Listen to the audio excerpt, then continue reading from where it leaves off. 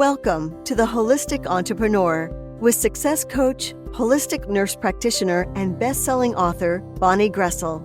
Bonnie shares inspirational and enlightening content to educate, empower, and facilitate well-being while nurturing the mind-body-spirit connection. This boost of positive energy will help you manage stress and make the most of your life, allowing you to thrive in the new normal. Now, please welcome the host of The Holistic Entrepreneur, Bonnie Groessl. Well, welcome everyone. This is your host, Bonnie Groessl, here at The Holistic Entrepreneur. You know, I am so grateful that you are sharing your valuable time with me. I so appreciate you. Now, if this is your first time listening, welcome. And if you've tuned in before, welcome back. I hope that you find this will be another valuable episode with tips and insights to help you toward enhanced well-being. Now, I always want to take time to remind you that the information presented here is educational, inspirational, and motivational in nature, but I always want you to just take what fits for you and simply let go of the rest.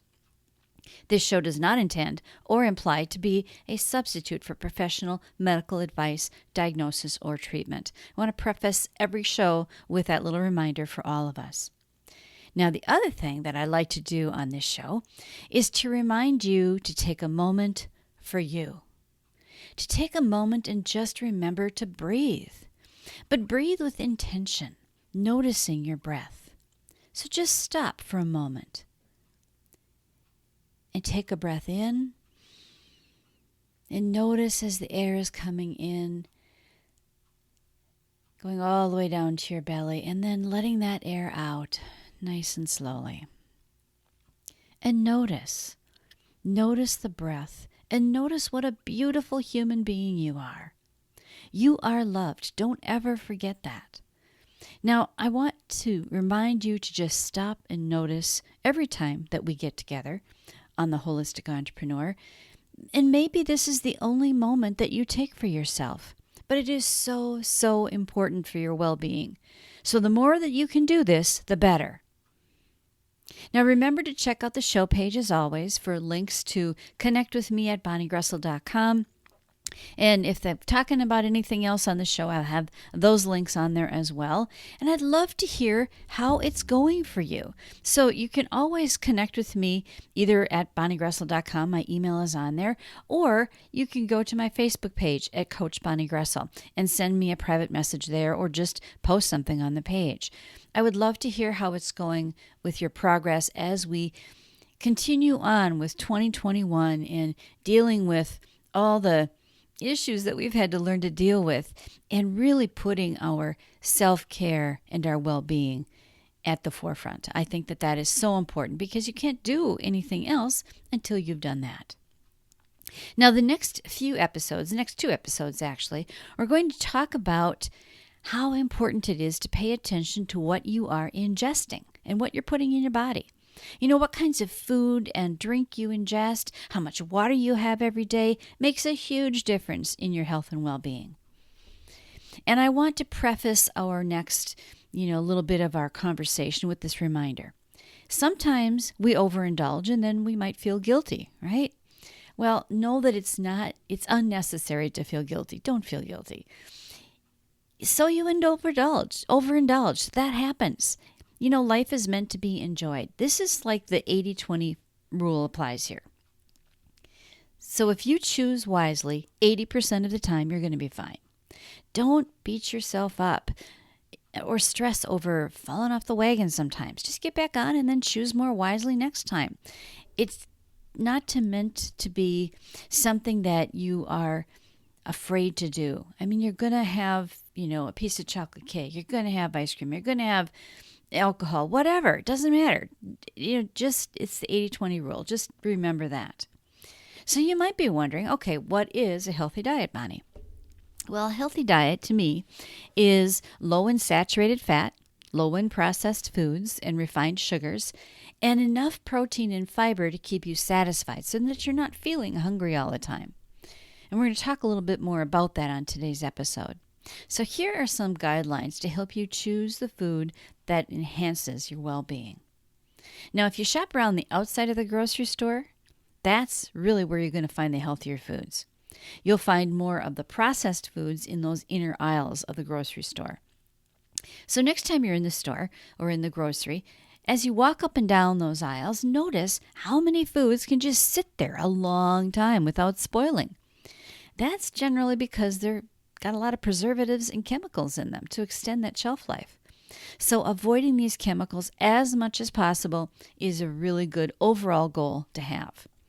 So when you're shopping in the inside aisles of the store, pick up a can or bottle or box from the shelf and take a look at it. Look at the ingredients. Are there a lot of words on there that are really long and hard to pronounce? Generally, those are chemicals and preservatives that are added to food. If there's a lot of those, probably not a good thing to eat. And the closer near the top of the list something is, the higher the amount is of it. So if there's something like right at the top that you can't pronounce, probably not a good food to eat. Or if you're looking at a container and the expiration date is 2 to 3 years in the future, that's probably not a good food to eat either. Manufacturers add a lot of chemicals to foods to give them that longer shelf life. And anything that's not good for your brain isn't good for your body or your well-being. And chemicals are not good for your brain, so try to limit the amount of processed foods you eat. Now, most people realize that going to a fast food restaurant on a regular basis is not really the healthiest thing to do. However, there are lots of people that really consume primarily pre-made foods, like canned or boxed foods or frozen dinners, on a regular basis. All of those things are really processed foods, just like in the fast food restaurant. Those things aren't good for you either. So I urge you to check out how many chemicals you're getting every day in the foods that you're eating. And make some changes if you can, or if you feel you need to. And if you really eat pretty healthy now, kudos to you. I'm so proud of you. Now, keeping processed foods to a minimum is a good guideline to have. I often say, if God made it, eat it. If you didn't, you might want to think twice. So you can buy, or if you can grow or buy organic foods, that's even better. But do what you can. Now, another goal is to decrease the amount of trans fatty acids in your diet. Those are things like, fried foods, bakery, chips, cookies, vegetable oil, margarine, things like that. Trans fats increase inflammation, and they're really just not good for us. So look for 0 trans fats on the label if you're looking at labels. And increase the amount of good fats, the omega-3 fatty acids, things like fish oil and flaxseed. Omega-3s protect your heart and brain. And anything that protects your brain is going to help you feel and think better. Another tip I have for you is to always balance proteins, carbohydrates, and fats throughout the day because it stabilizes your blood sugar and actually keeps you satisfied longer. So whether it's a meal or a snack, it's really a good idea to balance the proteins, carbs, and fats. Fluctuations in your blood sugar throughout the day can cause you to feel fatigued or weak or worsen physical or emotional pain issues. You can feel like your energy is just zapped. So eating foods to nourish you, and if that you're in that balance, it'll help to maintain a stable blood sugar. Now, a stable blood sugar is about 80 to 140, depending on the time of day and whether it's before or after a meal. And the body, our bodies, quickly metabolize carbohydrates, so they're gone, poof, like that. Whereas proteins and fats take a little longer. This is what evens out your blood sugar. Carbs can make the blood sugar increase more than fats and proteins as well. So you've got these spiky things going on. And our body naturally wants to maintain balance. That's how we're made. So spikes in the blood sugar will cause your pancreas to produce and release more insulin. The body always wants that balance. So it will always have a reaction to the changes in an attempt to maintain that balance. Now, the release of insulin causes the blood sugar to fall, which is great, but if you're doing this at night, you're not going to be eating for a long time. So then it's probably going to fall too much. So suppose you eat ice cream or popcorn or something that's a carbohydrate and in the evening, and then you go to bed.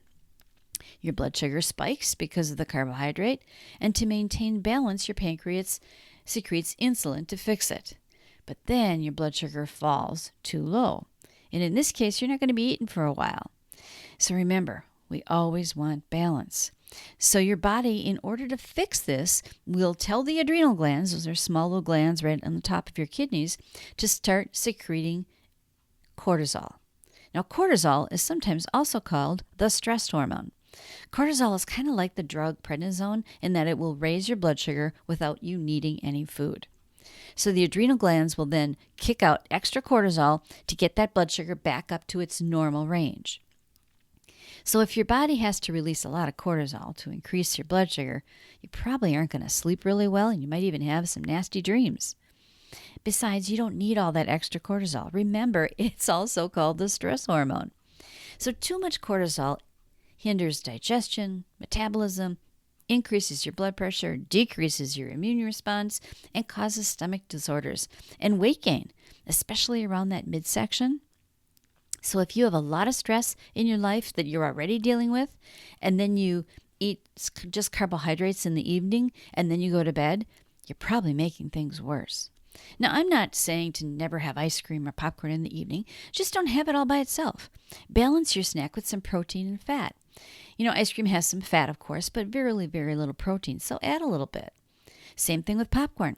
Balancing your foods, especially at night, will help you to sleep better. Now, eating a healthy diet with lots of fruits and vegetables is always a good idea.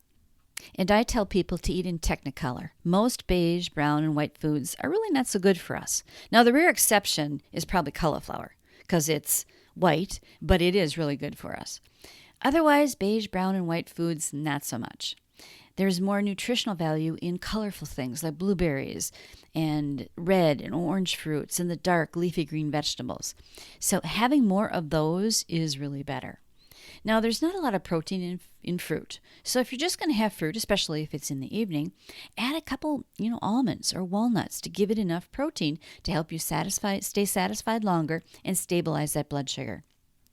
Now, 8 almonds is really all you need for a serving, so it doesn't take a lot to add a good amount of protein. Almonds and walnuts are also really good sources of omega-3s. Those are the good fats. Now, eating enough, but not too much protein to keep you satisfied from meal to meal is helpful as well. Now, in the United States, people don't generally have trouble eating enough protein. The problem is we often eat it all at one time, rather than spacing it out throughout the day. For example, an average portion of protein is about the size of a deck of cards. Now, we generally eat more than a portion size serving, don't we? We almost always get more than one serving if you're eating at a restaurant. And people who use keto diets have a lot of protein in their diet, which is fine for the short-term effects of the weight loss, but I don't think it should be a permanent way of life for you.